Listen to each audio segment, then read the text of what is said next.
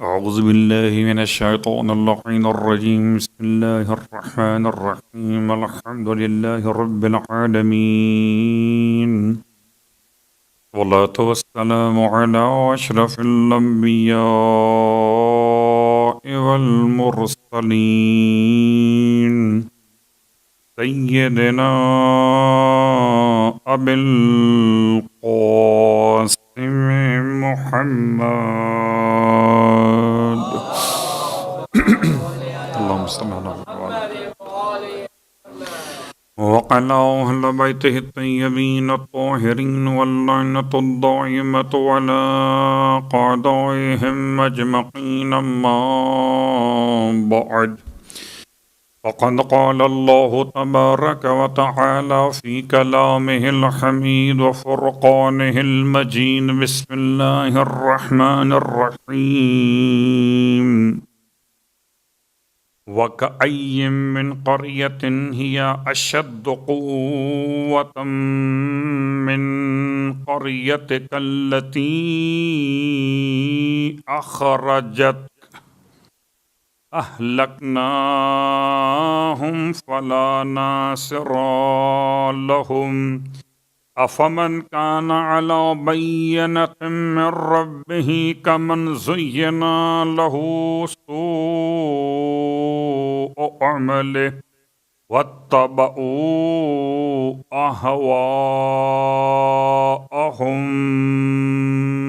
صلوات پڑھ لیں محمد وعلى اللهم صل على محمد وعلى محمد. تعریفیں اس خدا کے لیے جس نے چاند کو مختلف منازل میں اپنے سفر کے عنوان سے جاری و ساری کر دیا. کبھی ہلال کہلاتا ہے، کبھی قمر ہو جاتا ہے، کبھی محاق میں چلا جاتا ہے. اور تمام ہدیہ درود و سلام و نصوات مقدسات کے لیے کہ جن کے وجود کی برکتوں سے روز قیامت ان کے چاہنے والے ایسے اٹھائے جائیں گے کہ ان کے چہرے 14ویں رات کے چاند کی طرح چمک رہے ہوں گے. الحمدللہ الذی جعلنا من المتمسکین بالقرآن العظیم واجعلنا من المتمسکین بولایت علی بن ابی طالب علیہ السلام. اللہم صل علی محمد وجعلنا وإياكم إن شاء الله من الطالبين بثار الحسن والحسين وجعلنا من المتمسكين من الإمام المهدي من آل محمد عليهم السلام.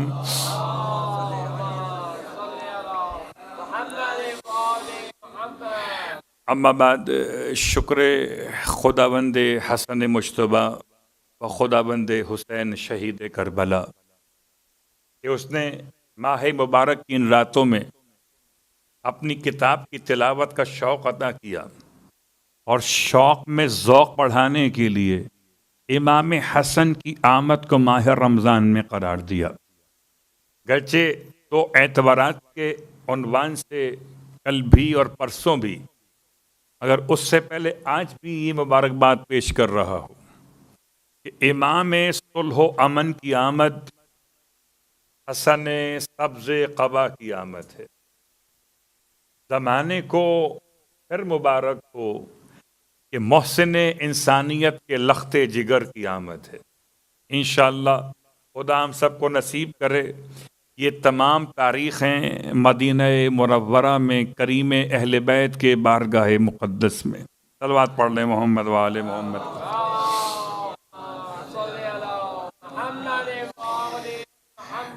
آپ کی خدمت مقدس میں دو عنوان کے تحت ایک طالب علم کی حیثیت لیے ہوئے روز حاضر ہو رہا ہوں، اور چونکہ آج مارچ کی 14 تاریخ تو یہ 14ویں مجلس بھی ہے. روزہ چاہے 13واں ہو مگر عشق تو 14واں ہے. اس کے اعتبار سے عنوان آپ کی خدمت میں دو رکھے گئے. ایک سیرت النبی، پیغمبر کی جوانی، پیغمبر کا بچپنا کیسے گزرا، اس کا اشارہ میں کر چکا کہ مسلمانوں کی تاریخ کے اعتبار سے اللہ کے حبیب 5 سال تک اس علاقے میں رہے جو علاقہ حلیمہ سعدیہ کے عنوان سے معروف تھا۔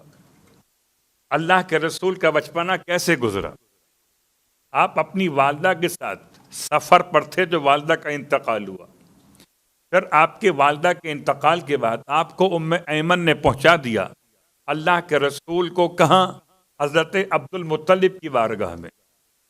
اور عبد المطلب علیہ السلام 3 سال تک اپنے اس لختے جگر کو ایسے پالتے رہے جسے کیا کوئی اپنی اولاد کو پالے گا۔ اپنے سینے پہ لٹاتے تھے، یہ صرف سمجھانے کے لیے، ایسا نہ ہو کہ آپ کے ذہن میں سوال آ جائے کہ پیغمبر اتنے بڑے ہونے کے باوجود بھی سینے پہ لٹانے کا مطلب اتنا زیادہ قریب رکھتے تھے جیسے کوئی کم سن بچہ باپ کے سینے پہ لیٹتا ہو۔ یہ سمجھانے کا طریقہ، جیسے کوئی تعویذ انسان گلے میں پہن لیتا ہے تو اس کو اپنے گلے سے الگ نہیں کرتا، ایسے ہی انسان اپنے لختے جگر کو، جگر کہاں ہے؟ لختے جگر، آپ اپنی اولاد کو جگر کا ٹکڑا کہتے ہیں، حالانکہ اولاد یہاں ہو کہ ہندوستان میں ہو کہ پاکستان میں ہو، لختے جگر۔ تو ایک لختے جگر عبد المطلب کے لیے جناب ختمی مرتبت کی ذات بھی ہے۔ اور جب آپ کے جانے کا وقت ہوا تو آپ نے اپنے جانے سے پہلے حضرت ختمی مرتبہ صلی اللہ علیہ وآلہ وسلم کو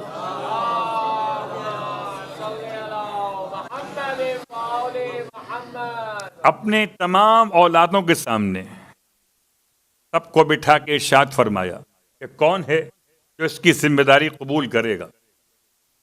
کہتے ہیں سارے چچا بیٹھے ہوئے تھے اور سارے چچاؤں میں سے ایک چچا نے آپ کے لیے حمایت کا اعلان کیا، یا یوں سمجھیے کہ اللہ کے رسول نے انتخاب کا حق پالنے والوں کو نہیں دیا، جس کو جا کر پلنا تھا اسے دیا، ہوئے جس کو نہ چھوڑ سکے اسے ابو طالب کہتے ہیں۔ سب کو چھوڑتے ہوئے اس شخصیت تک پہنچے جس کا نام ابو طالب ہے، اور اسی لیے اب 8 سال سے لے کر اور پیغمبر کی عمر مقدس 50 برس ہو جائے، اس وقت تک تقریباً سمجھیے 42 برس 42 ایئرس، تو پورے 42 سال وہ ہیں کہ جہاں حضرت ابو طالب علیہ السلام نے پیغمبر کی حفاظت کی ذمہ داریوں کو بیان کیا۔ اب سیرت نبی پڑھیں تو کیسے پڑھیں؟ اگر ابو طالب کو نہ پڑھیں تو 42 سال محمد کو کیا پڑھیں؟ اگر عبد المطلب کو نہ پڑھیں تو 3 سال محمد کو کیا پڑھیں؟ اگر آمنہ کو نہ پڑھیں تو 5 سال۔ میں حیران ہوں کہ حلیمہ سمجھ میں آ جاتی ہے، آمنہ سمجھ میں نہیں آتی، یا یوں سمجھتا ہوں کہ حلیمہ تو سعدیہ ہو گئی، ابو طالب مومن میں نہ ہوگی۔ صلوات پڑھے محمد و آل محمد۔ عجیب مسلمانوں کا انداز فکر ہے کہ حلیمہ کو کہتے ہیں کہ دائی حلیمہ گود میں تیرے چاند اترنے والا ہے، تو جس کی گود میں پیغمبر پلیں تو اس کے گھر میں چاند اترے۔ گرچہ ایک جملہ آپ کی خدمت، یہ کس کا گھر تھا؟ عبداللہ تو تھے نہیں، کس کا تھا؟ کہ جہاں پر جناب ختمی مرتبت کی آمد یا ولادت باسعادت ہوئی، بڑے احتیاط کے ساتھ، نہ میں ظہور کہتا ہوں نہ نزول کہتا ہوں، میں تو ولادت کو ولادت پرنور کہتا ہوں، اور ضرور کہتا ہوں، اور حضور کہتا ہوں۔ صلوات پڑھیں محمد و آل محمد۔ اپنا اپنا سوچنے کا انداز ان کے لیے ہو۔ سوچئے گا کہ پیغمبر کی آمد کس گھر میں ہوئی؟ بعض مورخین کہتے ہیں اصلاً یہ گھر ابو طالب کا تھا، ابو طالب کے گھر میں ہی حضرت آمنہ بنت وہب کے آغوش میں خدا نے اپنے حبیب کو اتارا، اور خدا کسی کا احسان واپس رکھتا نہیں اپنے پاس۔ اگر اس نے اپنے محمد کو ابو طالب کے گھر میں اتارا تو ابو طالب کے بیٹے کو اپنے گھر میں اتارا۔ احسان کا بدلہ احسان. صلوات پڑھیں محمد و آل محمد.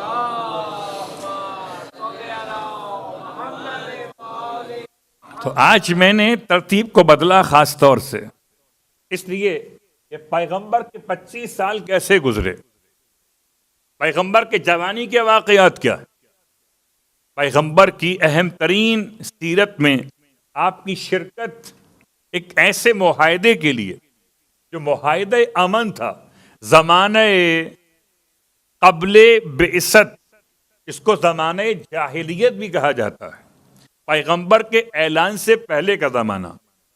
اس میں بھی کچھ ایسے لوگ تھے کہ جو امن کا معاہدہ کیا کرتے تھے.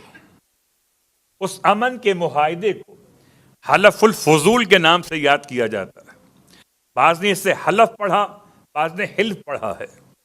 جیسے کہ آپ نے اگر آج دعائیں سماعت کی تلاوت کی ہو، سماعت نہیں سماعت، اگر آپ نے دعائیں سماعت کی تلاوت تو اس میں لفظ حلف آیا یا حلف الفضول، یعنی وہ معاہدہ جو دار الندوہ میں کیا گیا. دار الندوہ کیا ہے؟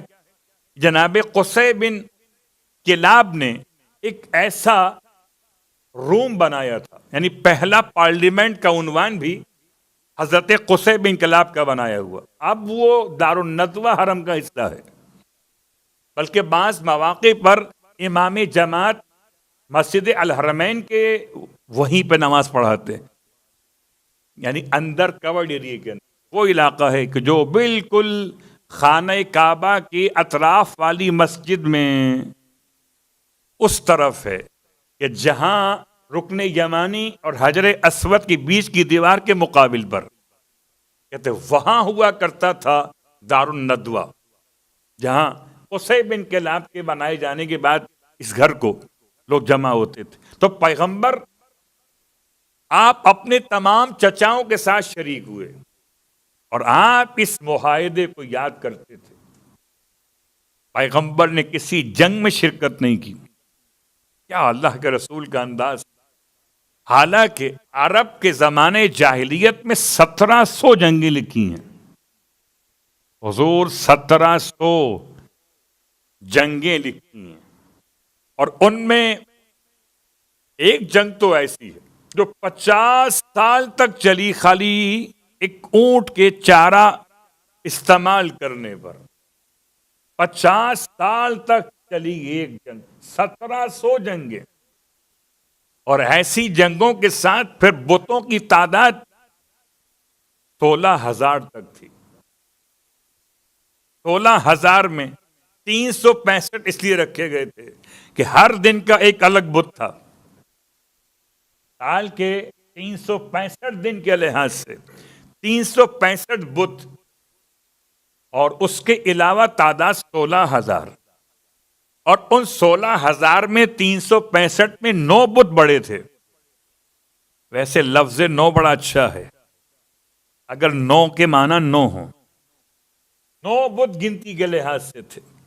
یار یہ سارے بت، یہ ساری جنگیں، اور پیغمبر کے زمانے جوانی میں آپ 20 سال کے تھے یا 25 سال کے جب آپ نے شرکت کی اس حلف الفضول میں، جس سے بعد تک یاد کیا جاتا تھا. یہ کیوں پیش آیا؟ یہ واقعہ کیا تھا؟ واقعہ یہ تھا کہ یمن سے ایک شخص اکیلا آیا تھا، اور زبید قبیلے سے اس کا تعلق تھا. اس نے اپنا مال بیچا. عمرو بن عاص کے والد عاص نے اس سے مال خریدا، اور خرید کر پیسے نہیں دیے. اس نے جا کے حرم کے صحن میں اپنی غربت کا اعلان کیا کہ میری مدد کیجیے، میں مسافر ہوں، میں نے اپنا مال بیچا ہے اور مال بیچ کے پیسے واپس نہیں مل رہے. تو زبید کے اس شخص کے لیے قریش کے افراد کو جب فریاد پہنچی تو پھر ایک باقاعدہ اجلاس منعقد ہوا جس میں تمام قبائل کے افراد کو شریک کیا گیا کہ تاکہ کسی مظلوم کی حمایت اور ظالم کے خلاف آواز کو بلند کیا جائے.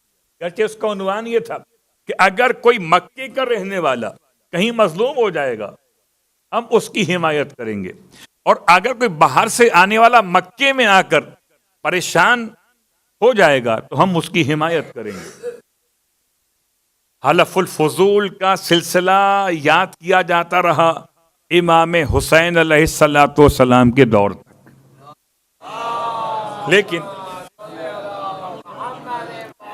پیغمبر کی جوانی کے واقعات اپنے مقام پر، سورہ محمد کی یہ آیت مکے کے حالات کو بیان کر رہی ہے۔ اس لیے میں نے آج اپنی ترتیب کو بدلا تھا کہ لفظ قریہ بانے کو ہے، آیت کا نشان تیرا ہے اور آپ کی محبت ہمارے ساتھ، لفظ قریہ استعمال کر رہے۔ قریہ کا مطلب بستی، اور بستی میں گھروں کی تعداد کے اعتبار سے نام بدلتے تھے، جیسے آپ بھی جانتے ہیں۔ اس سے پہلے میں اشارہ کر چکا ہوں کہ چھوٹا شہر، درمیانہ شہر اور بڑا شہر، 500 مکانات کی بستی اور ہے، 5000 مکانات ہوں تو بستی کا انتظام اور ہو جاتا ہے، اور اگر 50,000 مکانات ہوں تو بستی کا انتظام الگ ہو جاتا ہے۔ اسی اعتبار سے کوئی شہر شہر کہلاتا ہے مدینہ، کوئی شہر کہلاتا ہے شہر مصر، کوئی کہلاتا ہے شہر شہر قریہ۔ تو قریہ ہو یا مدینہ ہو یا مصر ہو، یہاں پہ استعمال ہوا لفظ قریہ، کیونکہ مکۃ المکرمہ کے لیے پروردگار عالم نے استعمال کی لفظ بلد بھی، لَأُقْسِمُ بِهَذَا الْبَلَدِ وَأَنْتَ حِلٌّ بِهَذَا الْبَلَدِ۔ سورہ بلد نام ہی سورہ کا یہ سورہ بلد، تو بلد کا مطلب بھی شہر، مگر یہاں سورہ محمد کی آیت نمبر 13 وَكَأَيٍّ مِّن قَرْيَةٍ، اور کتنی بستیاں ایسی ہیں، کَأَيٍّ، یہ کَأَيٍّ مطلب کم، کتنی ہی، من قریتن، بستی وہ ایسی تھیں کبھی شدید ترین تھیں قوت کے اعتبار سے۔ خدا مکے والوں کی بستی کی شدت کو کسی اور بستی کی شدت سے ملا کر بتانا چاہ رہا ہے۔ کم وَكَأَيٍّ مِّن قَرْيَةٍ، کتنی ہی بستیاں ایسی تھیں ماضی میں، یا اشد قوتاً، شدید تھی قوت کے اعتبار سے، یعنی خود بستی شدید نہیں ہوتی، بستی کے رہنے والے اگر شدید ہوں تو بستی کو شدید کہا جاتا ہے، بستی کے رہنے والے اگر مومن ہوں تو بستی کو اہل ایمان کی بستی کہا جاتا ہے۔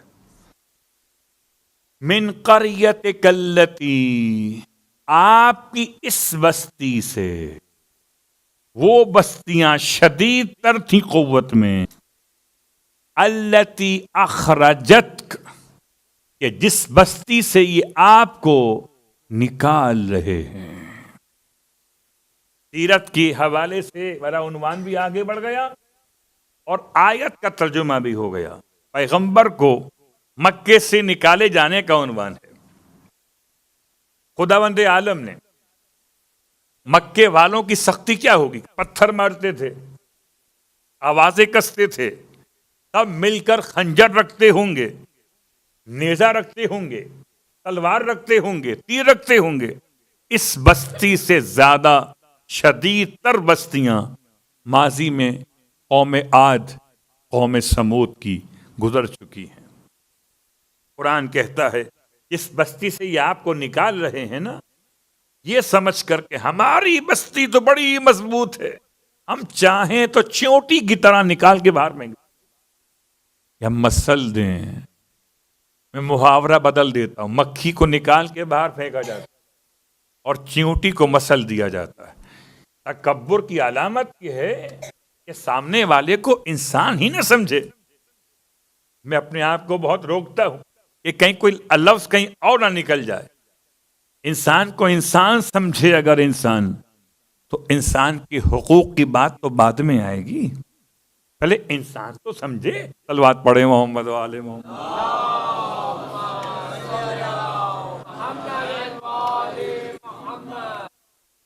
اب پروردگار عالم ان بستیوں کے حوالے سے ایک پیغام دیتا، اس بستی والوں کو اہلکناہم، ہم نے ان بستی والوں کو ہلاک کر دیا۔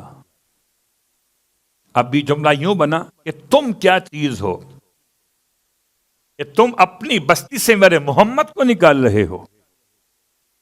تم یہ سمجھتے ہو کہ تمہاری بستی بڑی مضبوط ہے؟ تم سے پہلے کتنی بستیاں اور مضبوط تھیں؟ ہم نے ان ساری بستی والوں کو ایسا ہلاک کیا کہ فلا ناصر لہم، ان کا کوئی یاور و ناصر نہ رہا۔ اللہ اکبر۔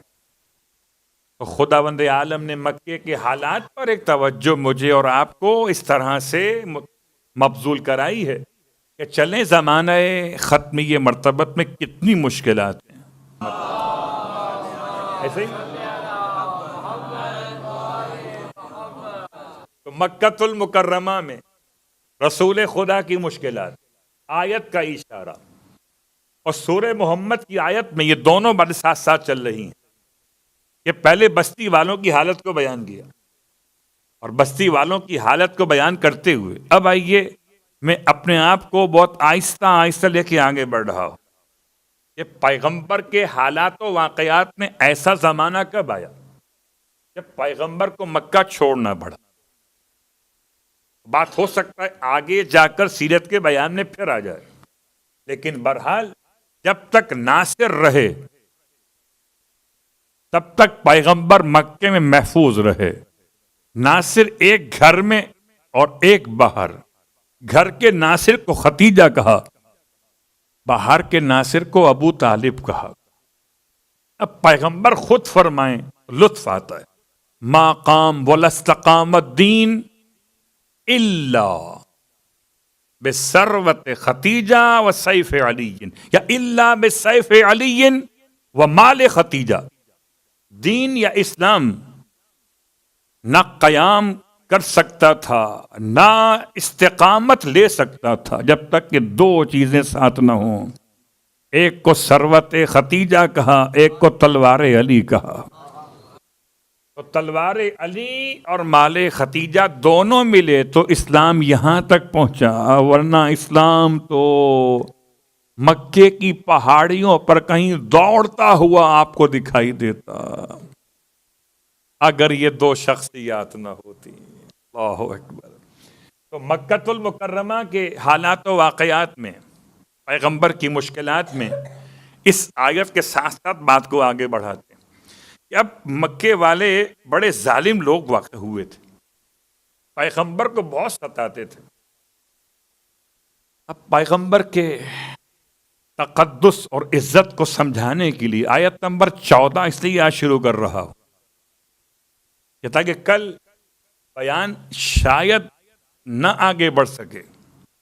کل شب میلاد کی مناسبت سے گفتگو مخصوص ہو جائے گی اس شخصیت کے بارے میں۔ آج تو ماہ رمضان کی چاند کی بات ہے، کل پیغمبر کے چاند کی بات کریں گے۔ ابھی فی الحال سن لیجئے، افمن کان علی بینۃ، آیت نمبر 14 پڑھ رہا ہوں۔ کیا جو شخص افمن کان علی بینۃ من ربہ، کیا وہ شخص جو اپنے رب کی طرف سے دلیل رکھتا ہو، وہ شخص جو اپنے رب کی طرف سے دلیل رکھتا ہو، کیا من ہو سکتا ہے کیا اس کی طرح سے زین لہ سوء عملہ، کہ جس کو اس کے برے اعمال آراستہ کر کے دکھائے جا رہے ہوں؟ کیا یہ دونوں برابر ہو سکتے؟ اللہ اکبر۔ پروردگار عالم نے پورے قرآن مجید میں بہت سارے مقامات پر کچھ ایسی آیات رکھی ہیں کہ جو تقابل کے عنوان سے ہیں۔ یعنی کیا مطلب؟ کیا نابینا بینا برابر ہو سکتے ہیں؟ آپ جواب دیجئے، ہو سکتے ہیں؟ نہیں۔ اگر آپ اور ہم سمجھدار ہو گئے تو کیا انسان سمجھدار نہیں ہو رہا؟ وہ انسان اس کے سامنے قرآن کی آیتیں آ رہی، اور آج تک آپ کو ایسے ملیں گے کہ جن کو آج بھی سمجھ میں نہیں آ رہا کہ نابینا اور ہیں، بینا اور ہیں، بینا کے ہوتے ہوئے نابینا کے پیچھے چلے جا رہے ہیں۔ اب تو خیال کریں، استاد کے ہوتے ہوئے شاگرد کی فقہ مانے چلے جا رہے ہیں. تو بہت ساری مثالیں قرآن مجید میں موجود ہیں. اندھا اور آنکھوں والا برابر نہیں ہو سکتے. عالم اور جاہل برابر نہیں ہو سکتے. ایسا شخص کہ جو مولا پر بوجھ ہو اور ایسا جو مولا کی اطاعت کرے برابر نہیں ہو سکتے. راستہ بتانے والا، راستہ بھولنے والا برابر نہیں ہو سکتے. سورہ بقرہ یاد نہ کرنے والا اور ایک قدم دوسرے قدم کے ساتھ ملا کر رکاب تک پہنچانے والا قرآن ختم کر لے، برابر کہاں ہو سکتے. تو یہ تمام مثالیں ہیں. اس میں ایک مثال یہ بنی افمن کان علی بینۃ من ربہ. آپ میں سے کوئی ہے اور ہم میں سے یہ کہہ سکتا ہو کہ ہم اللہ کی طرف سے دلیل رکھتے ہیں؟ یہ جملہ کوئی کہہ سکتا ہی نہیں. نہ آپ پہ جبرائیل آتے ہیں نہ مجھ پہ آتے ہیں. صلوات پڑھیں محمد والے.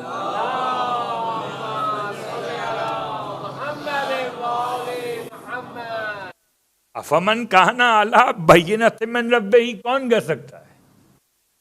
اس کے پاس خدا کی طرف سے دلیل موجود ہو. تو خدا کی طرف سے دلیل موجود کس کے پاس ہے؟ یا محمد کے پاس ہے یا علی کے پاس ہے. اسی لیے کیسے ہو سکتا ہے کہ یہ اور وہ کمن زین لہ سوء عملہ، جس کے لیے اس کے برے اعمال کو سجا کے پیش کیا گیا. عجیب جملہ ہے. برے اعمال سجاتا کون ہے؟ برے اعمال سجاتا کون ہے؟ پورے قرآن میں اس جملے کو 3 انداز سے استعمال کیا گیا. برے اعمال سجاتا ہے شیطان انسان کی نگاہوں میں، درست ہے. برے اعمال سجاتا ہے انسان کی نگاہوں میں اس کا اپنا نفس امارہ، درست ہے. ایک قول یہ بھی ہے آیت کے عنوان سے کہ برے اعمال سجاتا ہے خدا اس کی نگاہوں میں. کیا مطلب؟ پھر غور کیجئے گا. سمجھانے کے لیے مثال آسان کرتا ہوں کہ خدا وند عالم کیونکہ پوری کائنات کا ایک عمومی خالق ہے، بالکل ایسے ہی جیسے کہ خدا نے نفس کو بنایا تو دونوں صلاحیتیں دیں. یاد ہے وہ نفس وما سواہا 11 قسمیں کھائی ہیں. فَأَلْهَمَهَا فُجُورَهَا وَتَقْوَاهَا. الہام کیا ہے؟ فجور کا. اس نے الہام کیا. فَأَلْهَمَهَا، اس نے نفس پر الہام کیا. کس کا؟ فجور کا. وَتَقْوَاهَا، اور اس نے الہام کیا اس پر تقوی کا. کیا مطلب ہے؟ تقوی بھی اور فجور بھی دونوں انسان کے نفس کے مسئلے. نفس کا خالق کون ہے؟ پروردگار. لیکن اختیار انسان کو دیا گیا. اِنَّا هَدَيْنَاهُ السَّبِيلَ اِمَّا شَاكِرًا وَإِمَّا كَفُورًا.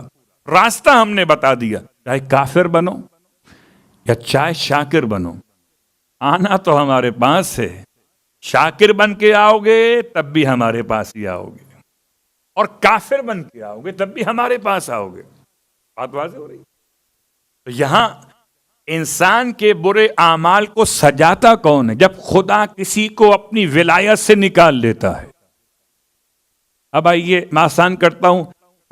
کبھی اگر نکاح کی تقریب کے موقع پر کہیں گفتگو کا موقع مل جاتا ہے تو بعض مرتبہ یہ حدیث ہم پڑھ دیتے کہ ایک مال اور جمال جس کی بنیاد پر رشتے کیے جاتے ہیں. ان ایام میں تو بہرحال شادی کے مسائل بیان ہو سکتے ہیں، ابھی ایام غم تو نہیں ہے.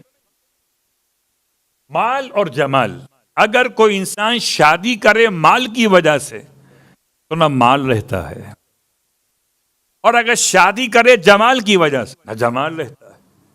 مال نکل گیا ایک اشارے پر نکل گیا، اور جمال نکل گیا ذرا سی طبیعت کی خرابی کے بہانے پر. اللہ اکبر. قبلہ پیٹ ذرا سا خراب ہوا اور جمال رخصت ہوا.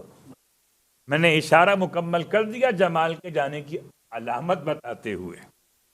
تو مال نہ رکا نہ جمال رکا. اگر کسی نے اشارہ کیا تھا مال کی وجہ سے یا جمال کی وجہ سے، یاد رکھیں مال بھی زائل ہو جاتا ہے اور جمال بھی زائل ہو جاتا ہے.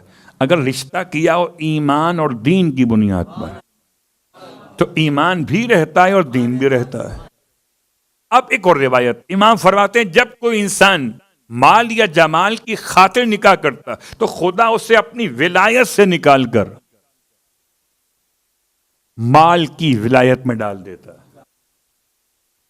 تو جان اور مال جان. جب کوئی انسان شادی کرتا ہے جمال کی وجہ سے تو خدا اپنی ولایت سے نکال کے جمال کی ولایت میں ڈال دیتا ہے. اب تو جان اور جمال جانے. جہاں جمال جائے گا وہیں تو جائے گا، جہاں مال جائے گا. یہ مفہوم ہوا کہ خدا اپنی ولایت سے نکال دیتا ہے. زینا لہو سوء عمل، ایسا سجتے ہیں اس کے سامنے اس کے برے اعمال کہ اس سے اچھے لگتے ہیں. بھلا شراب پینے والے کو شراب بری کب لگتی ہے؟ شراب نہ پینے والے کو شراب بری لگتی ہے، اس کی اسمیل آتی ہے، مگر شراب پینے والے کو شراب کی اسمیل نہیں آتی. بے پردگی فحاشی بری لگتی اس کو ہے نا، اس کو پردہ اچھا لگتا ہو، اس کو پاکیزگی اچھی لگتی ہو. بہت ساری مثالیں قبلہ ہو سکتی ہیں. آپ اگر ماہ رمضان میں کسی کو دن میں کھاتا پیتا دیکھیں آپ کو اچھا نہیں لگتا، اس کو اچھا لگتا ہے. آپ کو اچھا کیوں نہیں لگتا؟ اس لیے کہ آپ کے نزدیک اعمال کی زینت ہے روزہ، اس کے نزدیک کھانا پینا ہی زینت ہے. صلوات پڑھے محمد و آل محمد.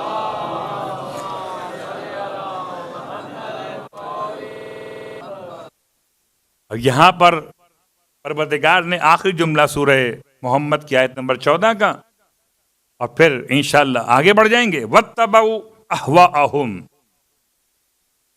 ان کے برے اعمال کو زینت بنا کے پیش کیا، اچھائی کے ساتھ پیش کیا. دو بت تھے، ایک کا نام تھا عیساف، ایک کا نام تھا نائلہ. نائلہ عورت تھی، عیساف مرد تھا. یہ دونوں زنا کر رہے تھے کعبے کے سامنے، اور زنا کرنے کے جرم میں. یعنی خدا کی طرف سے کبھی کبھی ایسا ہوتا ہے کہ عذاب فوری نازل ہو جاتا ہے. اور اب یہ کبھی کبھی کی وضاحت جو ہے کبھی کبھی کریں گے کہ ایسا کیوں ہوتا ہے. بہت سی مرتبہ دیکھا ہم نے ایسا نہیں ہوتا. کسی نے سوال بڑا اچھا کیا. سوال یہ کیا کہ کربلا میں انسان تو انسان ظالم تھے، جو گھوڑے استعمال کیے گئے، یہ گھوڑے چلے کیسے ان لاشوں کے اوپر؟ اپنے مقام پہ سوال بن رہا ہے، وہ الگ موضوع ہے. تو کبھی ایسا ہوتا ہے. میں پھر مثال دیتا ہوں. ایسا کیسے ہو گیا کہ آگ حضرت ابراہیم کا لباس بھی متاثر نہ کر سکی؟ کیسے ہو گیا؟ اتنی بڑی آگ تھی، ایک چھوٹا سا انگارہ موسیٰ کی زبان جلا گیا. کیسے ہو گیا؟ کیسے ہو گیا؟ ایک چھری حضرت اسماعیل کا گلا نہیں کاٹ سکی، ایک آری حضرت زکریا کو بیچ سے کاٹ گئی. کیسے ہو گیا؟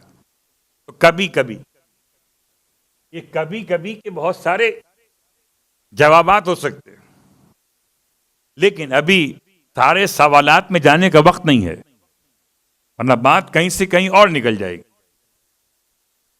بات آپ کی خدمت میں یہ ہو رہی ہے کہ یہ دو ایسے بدبخت تھے. جب کوئی انسان گناہ کرتا ہے تو مقام کے تقدس کا خیال ویال نہیں ہوتا. تھوڑی دیر کے لیے اس کے ذہن پر پردے پڑ جاتے ہیں. بہت غور کیجیے گا. بھول جاتا ہے کہ ماہ رمضان ہے، غیبت کرنا حرام ہے. ماہ رمضان ہے، فلمیں فحش دیکھنا حرام ہے. بھول جاتا ہے. اور جیسے ہی دیکھ کر فارغ ہوتا ہے، اب پردے ہٹ جاتے ہیں، اب توبہ کرتا ہے. بات واضح ہو رہی ہے. شیطان اتنا خوش ہوتا ہے، وہ جیل کے اندر بھی خوش ہوتا ہے. ہم آزاد رہ کے رو رہے ہوتے ہیں. بدبخت جیل میں ہے. اب کون سی جیل میں یہ نہیں معلوم مجھے.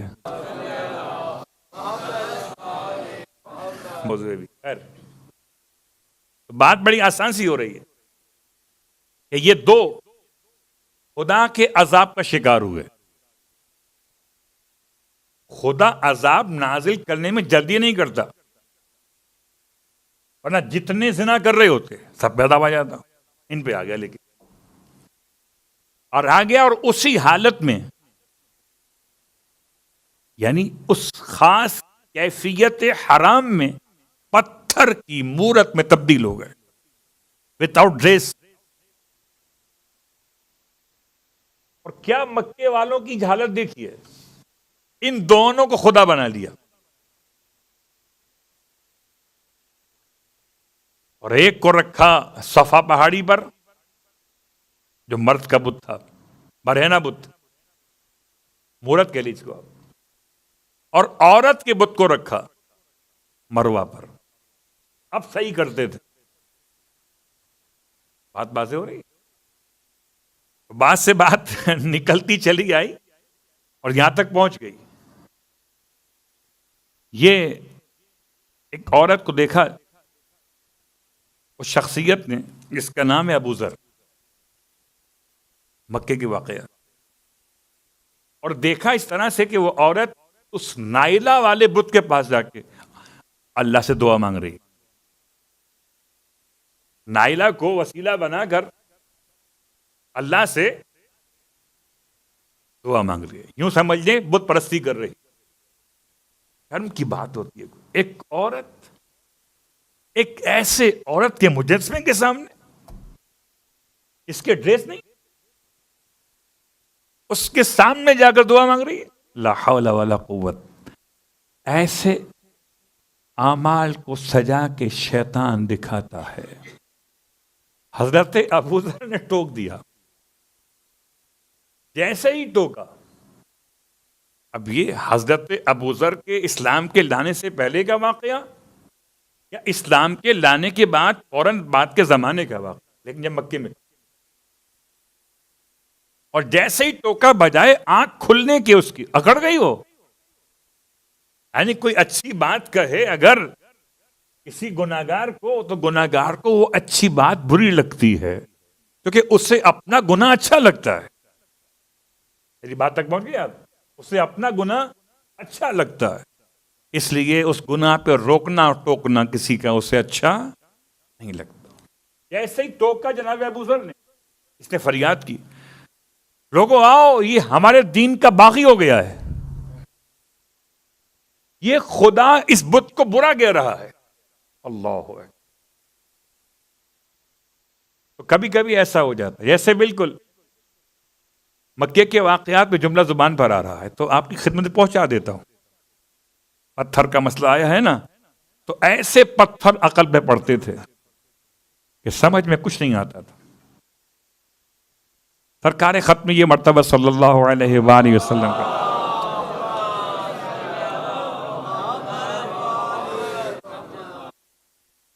اللہ کے رسول کو پتھر مارنے والے کتنے لوگ تھے.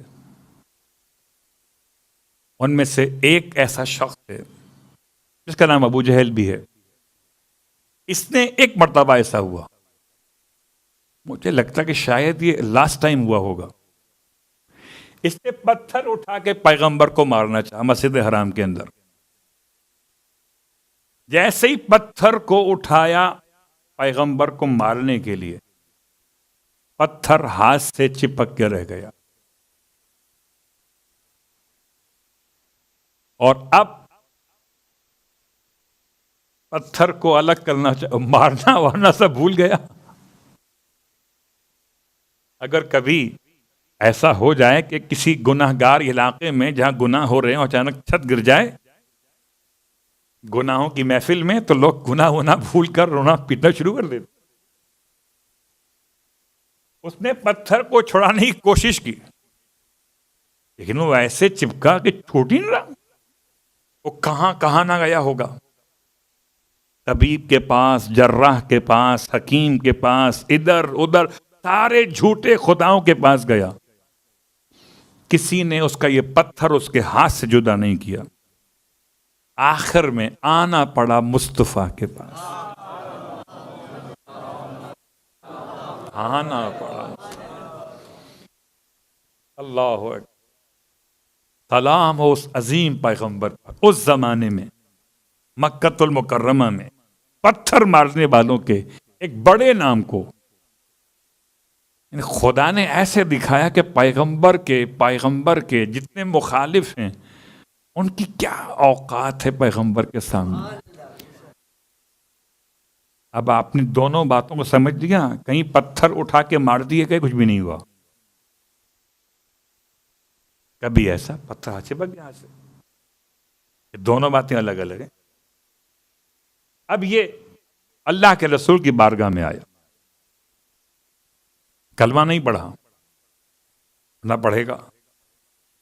پیغمبر کلمہ پڑھواتے لیکن جو جبرن کلمہ پڑھوائے محمد نہیں ہے. ورنہ کل کو کہا جاتا کہ ابو جہل کا اسلام پتھر کی برکت سے، محمد کی برکت سے نہیں. اللہ اکبر. آپ نے کلمہ نہیں پڑھوایا، اس کا مسئلہ حل کر دیا. دستے دعا بلند کی خدا کی بارگاہ میں، پتھر ہاتھ سے جدا ہو گیا. اللہ اکبر. یہ بات یاد رکھیے کہ پروردگار عالم کے فیصلے بہتر جانتا ہے کہ کس وقت کیا کرنے، اور فیصلے تبدیل ہوتے ہیں.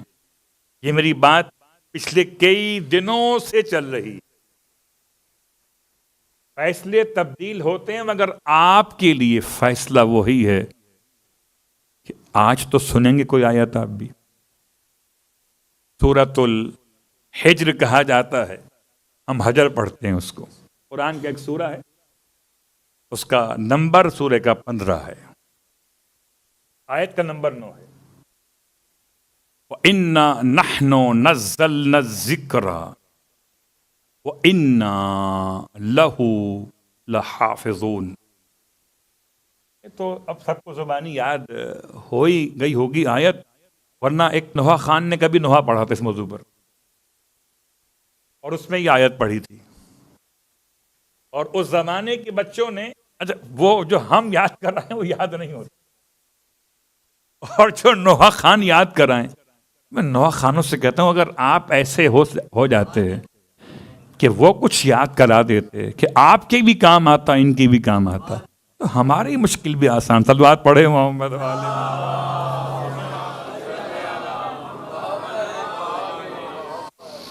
اب جنہیں نوحہ یاد پہنچ گئے ہوں گے. اِنَّا نَحْنُ نَزَّلْنَا الذِّكْرَ وَإِنَّا لَهُ لَحَافِظُونَ. بے شک کہ ہم ہی تو ہیں کہ ہم نے ذکر کو نازل کیا ہے اور ہم ہی یہ ذکر کی محافظت کرنے والے. اب یہ آیت اگر آپ کو یاد ہو گئی، نمبر ہے 9، سورہ کا نمبر 15، نام ہے سورۃ الحجر.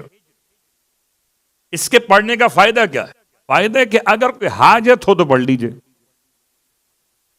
اور اس جملے کا لطف آتا مجھے مسجد کوفہ کے اندر، جب سارے اعمال کرا کے لوگ تھک جاتے ہیں. 11 مقامات ہیں اور 11 مقامات کی 28 رکعت نماز پڑھنے کے بعد اب میں اس سے کہتا ہوں اگر حاجت ہو تو نماز حاجت ہے. لوگ حیران ہو کے دیکھتے ہیں کون سا ایسا ہوگا اس کی حاجت کوئی نہ ہو. تو اگر آپ کی حاجت ہے تو سن لیجئے، نہیں ہے چھوڑ دیجئے. 1000 مرتبہ پڑھنا ہے بس. کتنا مرتبہ؟ 1000.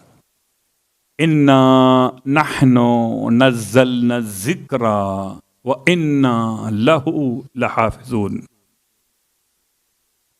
1000 مرتبہ پڑھنے کا فائدہ یہ ہے کہ آپ کی حاجت کو خدا پورا فرما دے گا.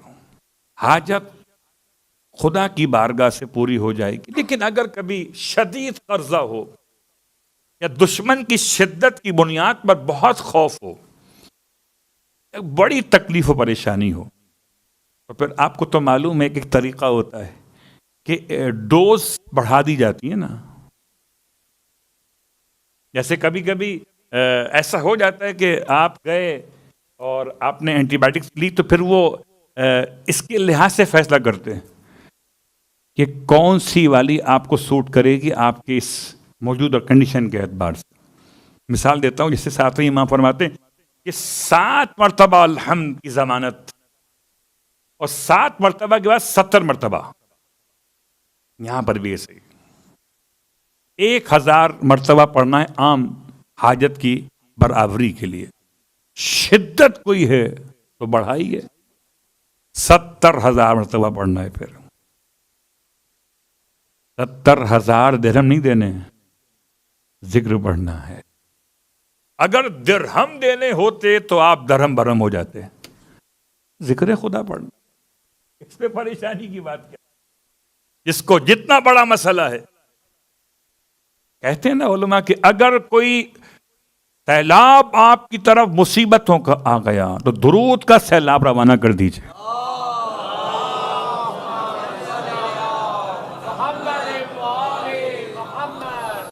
آپ کے ہاتھ میں. جیسی مشکل ویسے مشکل کشائی. ہم چاہتے ہیں مشکل بڑی ہو اور وظیفہ چھوٹا سا ہو. کہ چھوٹی گولی سے بڑا آپریشن نہیں ہو سکتا. ہو سکتا ہے اگر کینسر ہو گیا ہو، نکالنا پڑے گا، اور نکالنے کے لیے کٹ کرنا پڑے گا. تو چھوٹی گولی سے کام نہیں ہونے والا. تو اب یہ آپ کے ہاتھ میں ہے، آپ کا مسئلہ کیسے آپ کو حل کرنا. اور شاید آپ پر آ کر بیٹھے. کبھی اگر کسی سے دعا کی التماس کروانی ہو تو سب سے بہترین وقت دعا ہے کسی کو پانی پلا کے اس سے دعا کی التماس کریں. کوئی ہو، مسلمان ہو، غیر مسلمان ہو، انسان ہو، غیر انسان ہو، کسی کی پیاس بجھائی ہے. اب سمجھ میں آ رہا ہے کہ ماہ رمضان کے روزہ افطار کرانے کا ثواب اتنا کیوں ہے. کہ ماہ رمضان میں اور عام دنوں میں فرق یہ کہ یہاں پیاسا ہے انسان، اور کسی پیاسے کو پانی پلا کے اس سے التماس سے دعا کرنا کہ انسان کی دعاؤں کی قبولیت کی ضمانت ہے. اور اگر کوئی پیاسا یتیم بھی ہو تو دعا اور جلدی قبول ہوتی ہے. اور یتیم اگر سید بھی ہو تو سمجھیے کہ اور قریب ہے انسان کی دعاؤں کی قبولیت. اور اگر سید اہل بیت کا فرد بھی ہو، اللہ اکبر. چلیں اس سفر کی طرف جہاں اتنی شدید گرمی ہے، اور شدید گرمی میں سب کو اسیر بنا کے کوفے کی گلیوں میں لایا گیا. ایسے میں رونے والوں، آپ کو تو پتہ کہ بڑے شاید اپنی پیاس برداشت کر لیتے ہیں، مگر بچے پیاس برداشت نہیں کرتے، بار بار پانی مانگتے ہیں، بار بار پانی کا سوال. کبھی پانی کھیلنے کے لیے مانگتے ہیں، کبھی پانی تفریحاً مانگتے ہیں. آئے غربت آل محمد. ایسے میں جب قافلہ کوفے سے گزارا گیا، 4 سال کی بچی یتیمہ، ہائے سیدہ فرد اہل بیت، شدت پیاسے بیتاب ہے. رونے والوں، ایسے میں ایک مومنہ نے دیکھا کہ بچی بار بار پانی کا اشارہ کر رہی ہے، مگر پانی کون پلا ہے؟ نہ پھوپھی کے پاس پانی ہے، نہ ماں کے پاس پانی ہے، ارے بھائی کے پاس بھی پانی نہیں۔ اس لیے اس خاتون نے رحم کھا کر اپنے گھر سے کوزہ آپ کو لیا اور آئی بچی کی طرف تاکہ بچی کو پانی پلائے، مگر چونکہ اس کے ذہن میں یہ بات موجود ہے کہ جب پانی کسی کو پلاؤ دعا کی التماس کرو، کہ جب کوئی پانی پی لیتا ہے تو اس کے کلیجے میں ٹھنڈک پڑ جاتی ہے، پھر جو وہ دعا کرے گا قبول ہوگی۔ اس نے عجیب کام کیا، کون سی دعا منگوانا چاہتی ہے؟ جیسے ہی پانی کوزہ پیش کیا کہ ایک قائدن بچی یہ پانی پی لے اور کچھ دعائیں میرے حق میں کر دے، سنائے خدا قیدیوں کی دعا جلدی قبول کرتا ہے۔ اس سے پہلے کہ بچی پانی پیتی، بی بی نے آواز دی، سکینہ پانی بعد میں پینا، ارے پہلے اس سے پوچھ تو لو کیا دعائیں منگوانا چاہتی۔ ہائے رونے والوں، پہلی دعا بچی سے کہنے لگی کہ قائدن بچی یہ دعا کر دے جیسے تم اسیر ہوئے۔ اللہ اکبر، رونے والوں ایسی کیا بات تھی بچی کی اسیری میں؟ شاید چہرے پر تماچوں کے نشان تھے، شاید کانوں سے لہو جم چکا تھا، شاید کہ غربت لباس پر آشکار تھی، اس لیے کہنے لگی جیسے تو یتیم ہوئی دعا کر ایسے میرے بچے کبھی یتیم نہ ہو۔ دوسری دعا یہ کہتی ہے، ایک اور دعا کر دے۔ کیا دعا کر دے؟ کہ بہت دن گزر گئے، مجھے اپنی شہزادی کی زیارت نصیب نہیں ہوئی، دعا کر میں مدینے جاؤں، جا کے اپنی شہزادی کی زیارت کروں۔ رونے والوں، ایک دعا تو سکینہ نے کی ہے، خدایا تجھے میرے بابا کا واسطہ، جیسے میں اسیر ہوئی، جیسے مجھے تماچے مارے گئے، ایسے اس کے بچوں پہ کبھی وقت نہ آئے۔ اجرکم علی الزہراء۔ دوسری دعا یہ بچی سے کہتی ہے، خاتون کے دعا کر دے کہ میں مدینے جاؤں، اپنی شہزادی سے ملاقات کروں۔ مدینے کا نام آیا، اب یہ دعا کی نہیں ہے، نام آیا۔ جناب زینب نے کوفے کی گلیوں میں مدینے کا نام سنا، متوجہ ہو گئی، فرمایا ارے مدینے میں کس سے ملنے جائے گی؟ کہ محلہ بنی ہاشم ہے۔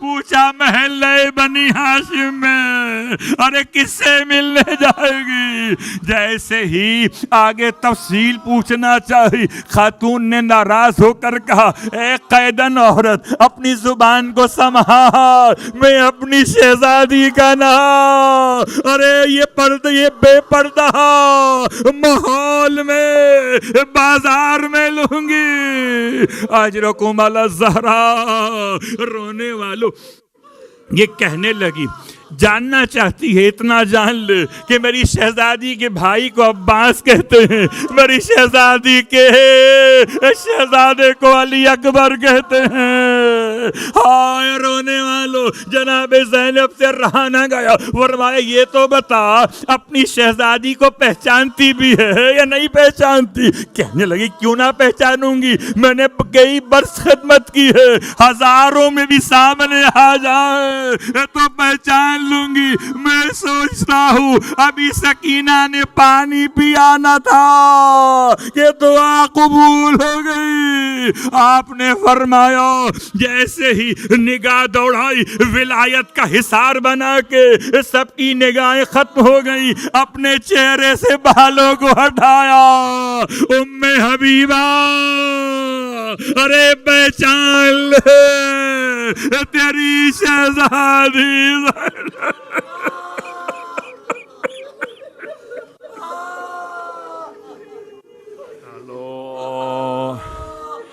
لعنت اللہ علی الظالمین۔